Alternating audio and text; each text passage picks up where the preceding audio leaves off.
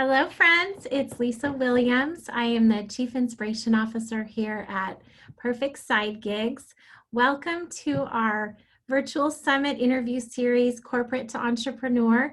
We are hearing from amazing experts in this field that have made that leap themselves already and have found tremendous joy and passion in that journey, and they are sharing their wisdom with us. So I'm so excited to introduce Mr. Jim Cathcart to our audience. Hello, Jim. Hey, how are you? Hey, I'm doing great. Thank you so much for your time in advance. I do want to share with the audience a little bit about you. I was so fortunate and blessed to be introduced to this gentleman through an amazing researcher that I use. I was looking for people that had a servant heart and had made a leap themselves, a very brave one at some point in their lives, taking the skills that they honed in corporate and moving into a business builder and helping others do the same. He is world-renowned author, I think 16 books. One of the most famous is Relationship Selling, and considered one of the most popular TED Talk producers. The one that I heard most recently was your Acorn to Oak story, Yeah, which how to I believe in absolutely yourself. love. So I am Hey, thrilled. just the other day that topped 2 million views. Oh my gosh, I don't doubt it. Everyone Wow. needs to watch that. Yeah. So, and I want to tell you personally, Jim, I love how you tell people to just be a collector of stories and a researcher of stories. And I think it's a great way to enter this conversation is, I think selling is something that is organic and really should be hopefully something that everyone could do. I think we're all introverts until we find something we're passionate about. And so I would just love to start by asking about, for those in corporate that may think, well, I'm not a salesperson, what advice would you give them? I'm not a salesperson typically means I don't like the traditional image that people associate with salespeople because I see it as something that people do to someone instead of for someone. And I don't want to be that kind of person. And when I'm doing something like that, I feel like I'm outside of my integrity and it makes me feel guilty and wrong. And therefore, I'm not a salesperson. That's what they're saying. Now, that's a pretty long form of describing what they're saying, but that's usually where they're coming from. Well, selling is just helping for pay. It is. If I help you and I don't charge anything, I didn't sell. If I charge something, I sold. So there's the difference. It's just helping for pay. And if you can't help somebody, you shouldn't sell to them. Right. But if you can, you shouldn't give up early. If they say, no, it's not important right now, or I don't know, we don't have a budget for that, or we tried something like that before, I've got a sister-in-law that does the same thing. I'll probably call her one of these days. No, but I hadn't heard of your company, or, I've heard bad things about your company, or whatever, excuse. What they're doing is deflecting. They're saying, I don't want to have to spend any money. Well, of course not. Do you want to solve a problem? Do you want to achieve a goal? Do you want to fulfill a dream? Do you want to have more fun? Do you want to save more time? Do you want to eliminate some of your day-to-day hassles and problems? Do you want to look forward to work once again? Do you want to brighten your world? Then I've got some ideas for you, whatever my solution happens to refer to. I could be a doctor and I got to sell. My dentist, when I went to him the first time, I just went for a checkup. $10,000 later, he and I were really good friends because I went in for the checkup and he took photographs all inside my mouth and he showed me my mouth on a computer screen and he walked me through my needs. And he said, these are crowns and they cost more and this takes this and this. And I can fix that for you, and we can do it in stages, or we can do it all at once. Mm-hmm. And Yeah. so we did it, over time. But I spent easily $10,000 with him in that first like year and a half, and took care of what I didn't realize were problems at all, because I had had a lot of dental work done 30 years earlier, and I figured it was permanent. Right. Not. Right. Yeah. But he sold. He sold, and it never felt like selling. Yeah, there was value there. So it's interesting timing. We started this interview series actually well before the crisis. For those that are viewing this now, we're in the thick of it right now, and Jim and I are both in California.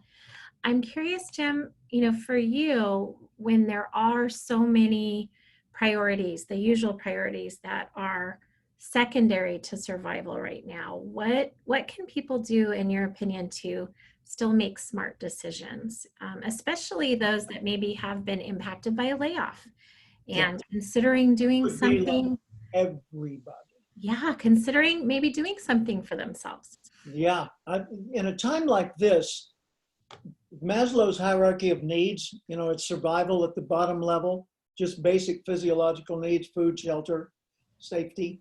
And then it's security, being able to stay safe a little bit longer. Then it's connecting with people and belonging. And then it's self-esteem. And then it's, self-actualization, realizing your potential. Well, all these things up here at the top that we've been dealing with, all of a sudden, boom, they collapse to the bottom. And it's, how do I make sure we can eat today, and that we don't catch any diseases, and that we can survive the month or the year or the quarter or whatever it happens to be. So when survival becomes the dominant, survival and safety becomes the dominant issue, everything else has to wait. Yeah, okay, I'll get to you, but get back in line, right? Because right now I'm putting out fires. My world is caving in. My hair's on fire, and I've got problems to deal with. Well, I think we need to recognize that everybody's in that situation right now.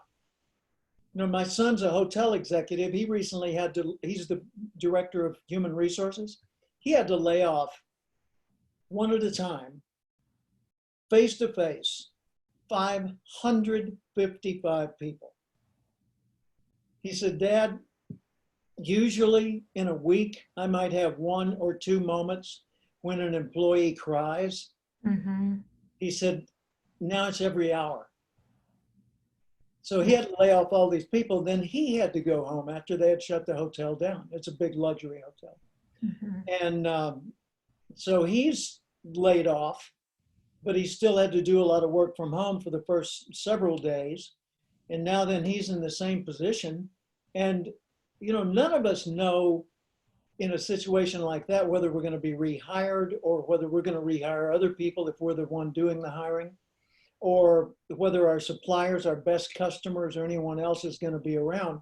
So our decision making now is way more important than it was 6 weeks, a month ago, right? Yeah. And there are two sides to every decision. There's the practical side, does it work? And there's the personal side, does it feel right to me? Mm-hmm. And we can make lots of practical decisions that don't feel right to ourselves, and we're going to be reluctant to invest in that commitment we made. We're going to be holding back. It's like a person comes to work with 100% of their potential contribution, and they give you 40%, Yep. or 37. Yeah. Or if you're not in a good mood and it shows, they see you, and now it's down to 25% they're going to give you that day, right? So, Yeah. attitudes are contagious. We got to make sure ours are worth catching. Yeah. So how do you make a decision in a time like this, a smart decision? Well, first off, you have to helicopter up at least high enough to see yourself and the situation and what's going on without an emotional investment. Mm-hmm. Then you can go back down in the middle of it and be emotionally affected by it. But you got to be able to allow your mind to see what you're doing and how you're doing it without feeling the pull of the emotional investment. Here's an example. Let's say you're in traffic and you've got to be at something important soon and you're being impeded by traffic. Well, there's two situations going on. One is emotional and the other one's just practical, just a reality that you're stuck in traffic. There are cars in the way and chances are good you're going to be a little later than you thought you were going to be. Okay, that's the reality of the scenario. Now you can choose to emotionally invest or not invest. If you emotionally invest, what's that jerk doing? Get off your cell phone. Can't he see? I mean, pull over on the beep, beep, you know, and you start creating this storm inside yourself to assure that when you get to your event, you're going to feel awful and be awful. Mm-hmm. And that nobody's going to want to be around you. And that's what you're doing, self-inflicted 100%. No, it wasn't me. It was the circumstance. No, it wasn't. Yeah. The circumstance was neutral. You're the one who pulled yourself into that point of view. So I'm a motorcyclist, lifelong motorcyclist. I've been all over the world on motorcycles and I just love them. And I ride them very often here in the mountains, you know, in Thousand Oaks, California. What I've learned from motorcycling is not to invest at all emotionally in the behavior of other drivers. Mm-hmm. Because if I do, I crash. Right. You know, it's just not a good idea. Yeah. You know, and some people just don't like motorcycles at all, period. They've got a judgment block about motorcycles. So if I ride one, obviously I'm a stupid scum and I deserve to be exterminated. Yeah. Right? So you know what, that actually, one of my questions I've been curious about, I think you can speak to this, is was it around 72 that you heard a voice on the radio and you were in a job, you were selling, you were a bill collector? Not selling. I was a government clerk for 500 bucks a month. Okay. Was it bill collector or? Well, I'd been a bill collector before that. So okay. So you were kind of sitting in that cubicle of life. And so my question is, a lot of people have a moment like that, where they hear something, it's an epiphany, but I find so few take action. And what can you share for people that have that moment, and just about the joy that they would find if they were brave enough to really do it? Wow. Well, that's almost two different questions. I know. Let me describe the scenario. In 1972, I was 26 years old, working as an assistant to a man who was not busy. So in other words, I was unemployed for a living. I was a government clerk working for the Urban Renewal Agency in Little Rock, Arkansas. And literally, Bob Moore, the guy I reported to, didn't need me. So I just sat there and doodled and daydreamed and read books on urban renewal and realized that was not the path I wanted to pursue. Didn't know what I wanted to do. And then one day I heard a program like this. I heard Earl Nightingale on the radio in the next room. He was the dean of personal motivation. And he was on radio stations all over the world. And he said, if you will spend 1 hour extra every day studying your chosen field, in 5 years or less, you'll be a national expert in that field. Mm-hmm. And I thought about that. And I realized, you know, if you do the math, an hour a day, 5 days a week, 50 weeks a year, 5 years, that's 1,250 hours. Well, that's way more than a college degree. Mm-hmm. And if you took only one subject, not a general education, you took only one subject, like, I don't know, brain surgery or origami or real estate sales, whatever, one subject, and studied only that one subject every day, 1 hour extra a day for 5 years, you would become a national expert in it. And then it hit me, even unimpressive little nothing me could do that. Mm-hmm. Wow. No college degree, no money in the bank, no connections with important people, no athletic ability, no intellectual prowess, newly married, working in a dead-end job, Even me, I could do that. Wow, what do I want to be an expert at? Had no clue. Yeah. A few weeks later, it hit me. I wanted to do what the guy on the radio was doing, but I didn't know what that meant. I just knew it felt right. Mm-hmm. And now, 40 plus years later, I've been all over the world. I've delivered 3,300 speeches for very high fees.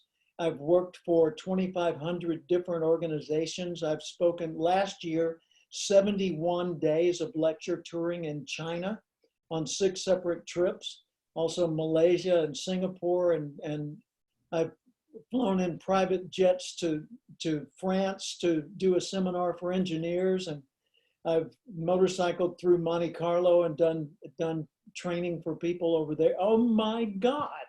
I've Life written is 20 so, books. life is your oyster, truly, right? I've received every award, literally every major award a professional speaker receives. Mm-hmm. I've been the president of the National Speakers Association. Obviously, I was a prodigy, a gifted guy that was designed for that job, because look where I was at age 26. Right. How could you not recognize the potential of this 200-pound, 50-pound overweight government clerk who's sitting there earning minimum wage? Yeah, yeah, I love it. You know, and that's a great shift into one of my favorite TED Talks ever is your how to believe in yourself, I think it is. And you have this analogy of we all have an idea that we are designed to be a certain, oak tree, and you give that analogy of acorn to oak tree, and yet so many people focus on where they are today, and Well, it just think like an acorn, not like it an oak. limits them. So how would you, I guess my question is, enlighten our audience just about that concept in general, Sure. and Well, what. every one of us is uniquely designed to be excellent at some things and not nearly as excellent at other things.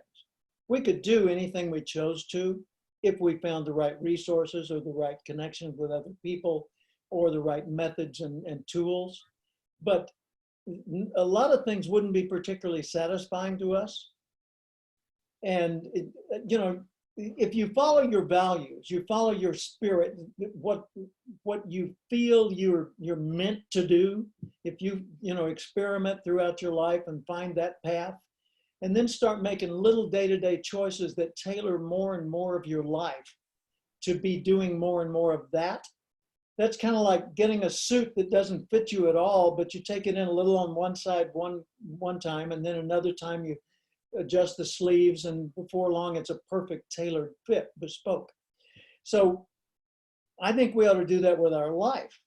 Mhm. And we ought to constantly be exploring, what is it that gives me satisfaction, that makes me feel valuable and worthy, and that my life has meaning? Because it might be only 1% of your life, or none feels like that right now. So poke around, see what gives you that feeling momentarily or for an extended period, and then start doing more and more of that in whatever ways are appropriate. You can't just uproot yourself in many cases and go do something else, but you can sure start sending branches out in that direction to grow that way. And once you figure out that you're an acorn or a pine cone or whatever it is, and you realize that the future of that is either a pine tree or an oak tree or a giant redwood or a forest of spruce or something, then start thinking like your future you, not like your current or past you. Don't think like an acorn. Don't think where you are. Think what you're capable of being, and ask, how would that version of me do today's tasks, Right. handle Yeah. today's issues? Right. I love that. Thank you. Anyone that hasn't watched that TED Talk, make sure you tune in. So, one question that I have for you, because I've been recruiting for 25 years, and I see a lot of people that want the success that people like you have achieved, but they're not necessarily willing to do the things that you've done. I got a quick analogy for you. They want to be a football player, but they don't want to play football. Right, You know, exactly. they want the uniform. They want to show up at the parties and the rallies. They want to be on the field and be cheered by the stands, but they don't want to sweat and bang into other people and have all the pain and misery that goes with being a Well, football player. and even more importantly, this is what baffles me is they most of them have an incredible work ethic they bring to someone else's dream. Why is there such a challenge that people face in bringing that same work ethic to build something for their own family and their own legacy? I And think self-doubt. Mhm. That's why I did that video on how to believe in yourself, because that is really the issue. And I struggle with it day to day, even today. When I'm starting a new project, you know, right now I'm doing building a new mentor program, pardon me, where I lead people through an 8-week process. And in developing it, I've had a lot of pauses and a lot of self-doubt in the early stages. And then I got clear on what I could offer and how I could be a be of value to other people. And all of a sudden my desire to sell enrollments grew overnight. Yeah. You know, it's like we were talking about earlier. Sales, if you approach it as persuading, or you don't feel like what you're offering is worth what you're asking, then shame on you. That's not selling, that's exploitation. Hmm. Okay, but if you realize how you can truly help someone, then selling is just helping and getting paid for it so you can do it again. Yeah. And if Yeah. you don't get paid for it, sooner or later you run out of resources and you have to stop. Have you met Steve Siebold by chance? I know him well. I love he talks about approval addiction. Yeah. He's he's a partner of mine, and I Oh, find it baffling how how many times we make decisions based on what other people think. And you're so spot on with that. So I have a personal question. So I find that most of our experts that I've interviewed, there's a belief that they have in a greater power. It seems that there's something else guiding them. It doesn't matter what it is, but yeah. it's that there's a good plan and it's big and it's huge for all of us. And they have the courage to really embrace that and not be afraid. Can you share with us if faith is a part of your life and what Absolutely. it's done for you? Well, and I can give you even more to go with that. Um, I, I was raised Christian and I believe in God. So that's my point of view. And I often, even in China, when I'm speaking over there, I'll tell the audience, I'll say, by the way, I'm Christian. I'm not here to convince you to be Christian. I just want you to understand that's the filter that my ideas come through. Okay. Uh, and they appreciate that because they realize I'm not trying to sell it. I'm just explaining that that's part of my concept. So if you don't understand that, then you don't know where I'm coming from, and you might misunderstand how these ideas work. Mhm. It, also, if you look at the United States, our culture is based in faith, Mhm. and our founding fathers said this republic we've created is entirely unsuited to a group of people that don't believe in the existence of God. Okay, I led 40 or close to 40 group discussions that I called Sherwood Parlor. This is Sherwood, Lake Sherwood behind me, and I for many years belonged to Sherwood Country Club, and I led the parlor discussion once a month for the members, and we would have 25 to 35 members attend this, and we would sit in this big, beautiful, elegant parlor, and I would have a special guest for the evening, and the special guest might be you, Lisa, and I'd have you speak for 5 minutes, and then the group, we'd be in a big oval in easy chairs, and we would all talk about the topic that you had brought up. And so you'd be there for expert commentary, but you wouldn't be there for a lecture. And I did these almost 40 meetings, and I brought in the commander of the space shuttle astronaut.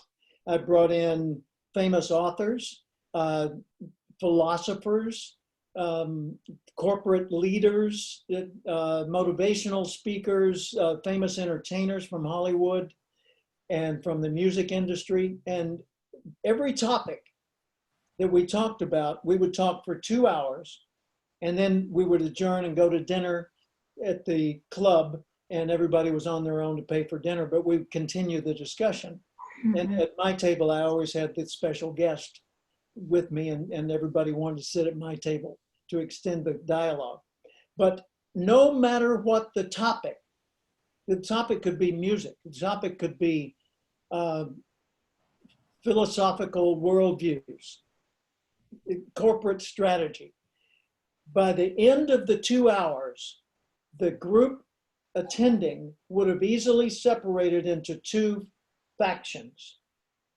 And those 2 factions, of course, were on the different sides of that issue. But the thing that I noticed over all these events was it always boiled down to the one thing separating those 2 factions was an underlying assumption. Here's the underlying assumption. There is a loving creator. There is not a loving creator. Yeah, I love That it. separated everything. That's exactly, that's a perfect way to end our conversation. I wish we had more time, Jim. We need to do another one of these. I'm here for you. So first of all, bless you and thank you for your time. It means a lot to me and our audience. And I know that we're hitting the people that we're supposed to hit, because we're looking for the audience that is looking for us, right? There you go. What you seek, seeking you. Absolutely. So I know that you have a free gift that you would like to offer to our audience. You want to share a little bit about that? Yep. Just the other day, I did a presentation called Thinking About Rethinking. And it was done as part of a series for California Lutheran University in their Connecting the Socially Distant series. And I'm going to put the link to that in your show notes so that you can share that with everybody and they can go through a more extended explanation of this for free. And, and let me know if anybody wants to directly connect with me, just go to startupagain.me, and send me a note through there. Okay. And by the way, would you make a point of saying hi to Steve Siebold and Don for me? I will. Okay, thank you. Good. Absolutely. And so, audience, I just thank you for your time, staying tuned in with us on this 21-day series. Jim, you're going to make a real impact to our series, and your story is amazing. And I just thank you for sharing it with us. So friends, tune in next time. It's actually going to be tomorrow for our next interview.